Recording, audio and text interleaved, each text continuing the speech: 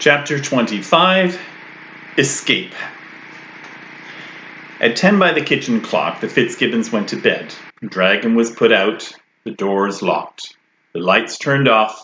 The first of these things was done by Billy, on instruction from his mother. Not without some difficulty. He opened the door. Come on, dragon, out! He won't get up! I never saw such a lazy cat. He gets worse every day. Finally, Dragon protested with only the sleepiest of whines, was picked up and deposited on the back porch. He scarcely opened his eyes. By the time it was dark, Mrs. Frisby waited a few minutes until she was sure they were really gone, and until her eyes adjusted so she could see the bars of her cage. They were vertical bars, smooth and no thinner than matchsticks, which made them slippery to climb. But by turning more or less sideways, she was able to grip them fairly well. She inched her way up to the sliding door and tried to lift it. She could tell from the first pull that it was of no use. The door was stiff and it was heavy, and she could not get a good enough grip on either it or the cage wall to exert much pressure. Still, she kept trying, first lifting on the middle of the door, then on one corner, then another, straining every muscle. In half an hour she admitted defeat, at least for the moment. She climbed back down to the bottom of the cage. She sat there, shaking from the effort, and thought. Somehow, she had to get out. Her children, even now, would be alone in the dark house, alone at night for the first time. Martin and Teresa would be trying to reassure the younger ones, yet they themselves would be sadly frightened. What would they think? Since she had not told them about Dragon and the sleeping powder, she hoped that perhaps they would decide she had, for some reason, stayed with the rats. But at 11, which could not be far off, she could not read the kitchen clock on the wall, in the dark. The rats would arrive to move the house. Or would they, knowing since Justin must have told them that she had not come out of the kitchen? She thought they would, she hoped they would, and that Justin would go with them and talk to the children and try to calm their fear. There was something about Justin, a kind of easy confidence, that would help them. She no longer had any doubt, of course, that the rats could move her house. It was a generous thing to do, especially at a time when they were hurrying in the plan, their own move. They had no idea yet how little time they really had, and the new danger that crowded upon them. If she could only get out, she would run and warn them, and it might still not be too late. She thought, it's a good plan and a brave one. It would be the first time in all the world that intelligent beings besides men had ever tried to start a real civilization of their own. They ought to have a chance. It was not right that they should be killed at the last minute or captured. Could it be that they, the men who were coming, were somehow connected with NIMH? Or was it more likely, as Paul had guessed, that they were only worried about rabies? She decided it didn't really matter. The result would be the same. The day after next, the truck would come with its poison gas, and that would be the end of all their plans. Unless they could be warned. Wearily, she got up to climb the wall and try the door again. She heard a noise. It was in the kitchen, near her cage, a small cuffling on the hard linoleum floor. What kind of bird can that be, with no wings? It was Justin's voice, very soft, and he was laughing. Justin, I thought you might like to come home. Your children are asking after you. Are they all right? They're fine. They were worried, but I told them I'd bring you back. They seemed to believe me. But how did you know? That you were here? You forget. I was waiting just under the cabinet. I heard what happened. I felt like biting Billy full of holes. But as soon as I heard that you were safely in the cage, I went and told the children you were all right. but that you'd be a little late. I didn't tell them exactly why. Now let's get you out. I tried. I couldn't open the door. I'll get it open. I brought along a few tools, burglar's tools, you might say, in my backpack. Should I climb up the stand? No, it looks slippery. I think I'll try the curtain. In a matter of seconds, Justin had swarmed up a window curtain a foot away. She heard a thump as he leaped and landed on top of the cage, which swayed under the impact. The noise was slight, but they both listened intently for a moment to see if it produced another from upstairs. All quiet. Now let me look at the door. Justin climbed easily down the side of the cage. Oh, I hope you can get it open. I can, Justin said, examining it easily enough. But I don't think I will. Why not? Because you couldn't, Justin said. And they know that. So they won't be curious? Let's make it open itself. As I expected, it doesn't have real hinges. He had pulled a small metal bar out of his backpack and was working as he talked. Just little wire rings, dime store quality, cheap, flimsy things. They're always coming apart. And as he said that, one of them came apart. The door sagged and hung crazily by one corner. There, you see? You couldn't help it if they put you in a defective cage.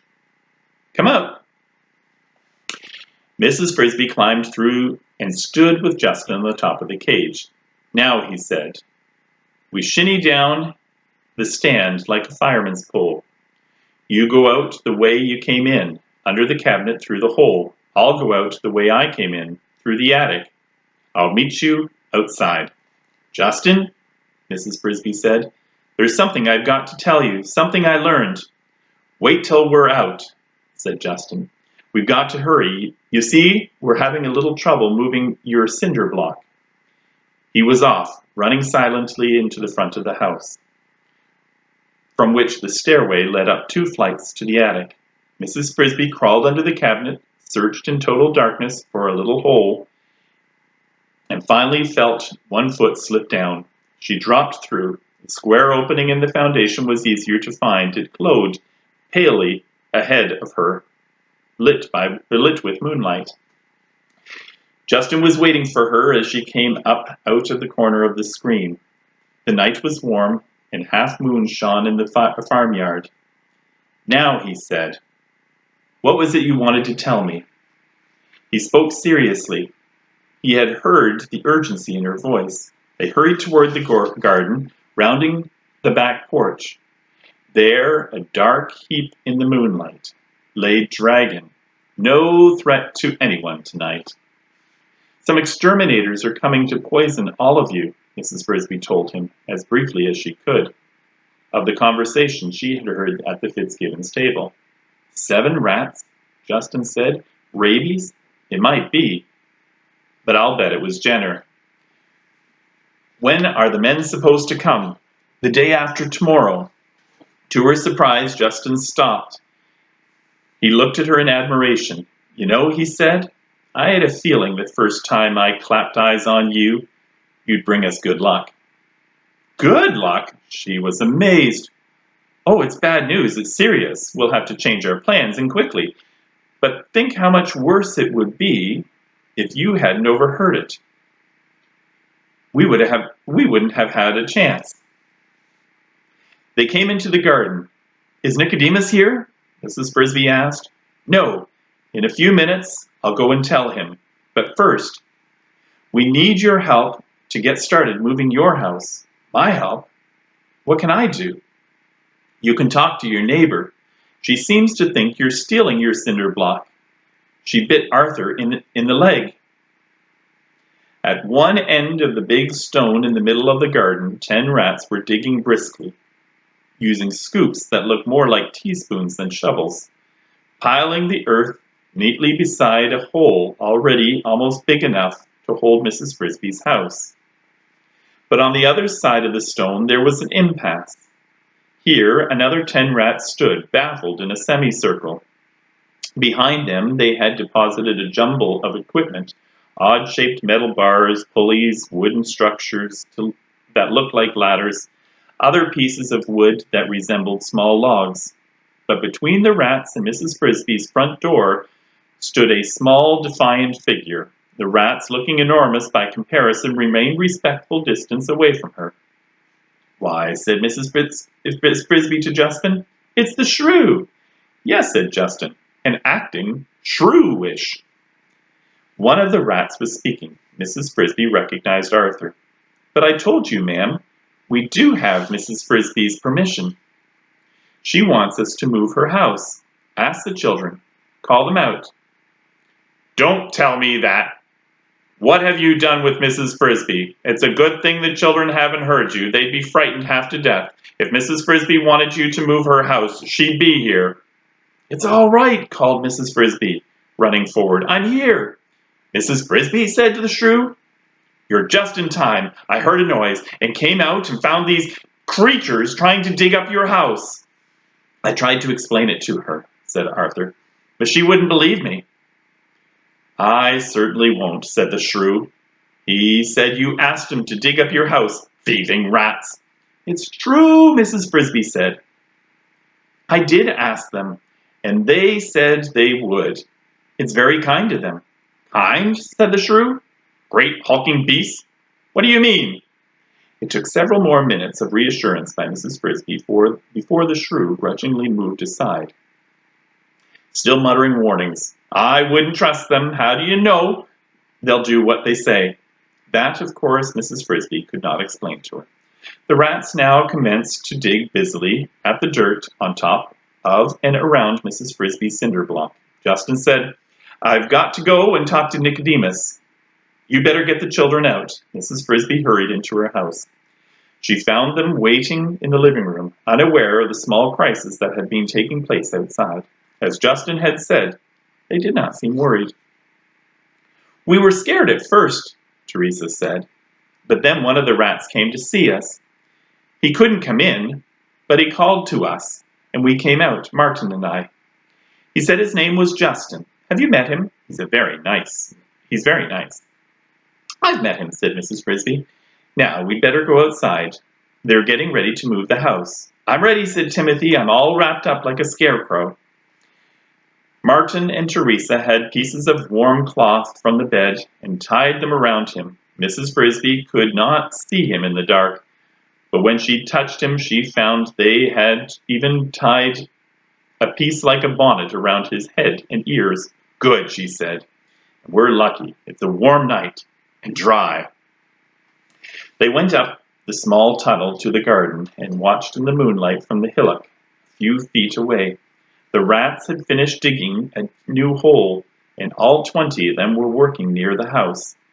It was a sight to see. As soon as the earth had been cleared from the top and sides of the cinder block, so that it lay fully exposed in its hole, all of the rats turned to the pile of equipment. Under Arthur's direction, the ladder-like structures became a scaffolding, 4 small towers standing one near each other, each corner of the block. Across the tops of these, the rats fastened strong, light bars of metal, probably, Mrs. Frisby thought, from the toy tinker's truck. From these bars, they now hung pulleys wound with strong, thin cord, and at the ends of the cord, they fastened hooks, which they slipped into the oval-shaped holes in the block and pulled taut. 5 strong rats stood by each cord. One of them, Mrs. Frisby noticed, was bigger than the rest. Her friend, Brutus. "Heave!" called Arthur. The 20 rats strained on the cords, and the block rose an inch. Each rat stepped back a pace. "Heave!" Another inch. Slowly, the heavy block rose from the hole until it hung 2 inches above the ground. "Steady," said Arthur. "Get the rollers." 8 rats, 2 from each group, ran to the round pieces of wood Mrs. Frisby had noticed earlier. These resembled sawed-up pieces of broom handle, each about a foot long. 2 rats to a roller, they slipped 4 of these under the cinder block, so they lay athwart athwart the hole, like bars across a window. "Lower away," said Arthur, and the cinder block came to rest gently on the rollers. "Let's see how it rolls." They slipped the ropes free and the pulleys and rehooked two of them to the front of the block. 9 rats now manned each rope. 2 stayed behind, watching the rollers. Heave! The rollers turned and the heavy block slid forward easily, like a truck on wheels in the direction of the new hole. When it moved off the hindmost of the rollers, as it did every few inches, the 2 rats in the rear would quickly pick up one and replace it under the front of the block. Almost like a game of leapfrog, Mrs. Frisby thought, but a well-rehearsed game. The rats had planned carefully. They knew exactly what they were doing. They moved with precision and never wasted a motion. Within a few minutes, the first of the rollers lay across the new hole, then the second, and finally all 4. The blocks were poised and in position, and the hole was exactly the right size and shape. The rats had even dug out a new pantry hole in one corner and carved out the small tunnel that would connect the 2 rooms of the house. The towers and the pulleys were put up again, and the whole process of lifting and lowering was done in reverse. The rollers were pulled away and the block was eased down into its new home. "It's done!" cried Mrs. Frisby. She felt like applauding. "Not quite yet," said Arthur over his shoulder. To the other rats he said, "Get the shovels and the backpacks." Pausing a moment to rest, he explained to Mrs. Frisby, "We're going to cover it with turf. And then we've got to fill up the old hole with the dirt from the new one, or Mr. Fitzgibbon will wonder who's been digging up his garden. Also, we've still to dig you an entrance hole." In her excitement, Mrs. Frisby had forgotten this small detail.